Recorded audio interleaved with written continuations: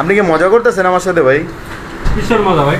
আপনি এরকম তো ফাইজলামি করতেছেন। আপনার বোনকে দিলেন, সে আবার খাইলো, এতটুকু রেখে দিল, মানে রান খাইয়া রেখে দিল, মানে এটা কি, মানে কি হচ্ছে? 10 প্লেট মোরগ পোলাও খাওয়াতে হয়, 6 প্লেট মোরগ পোলাও খাওয়া। হ্যাঁ 6টা মোরগ পোলাও খাইতে বলছে।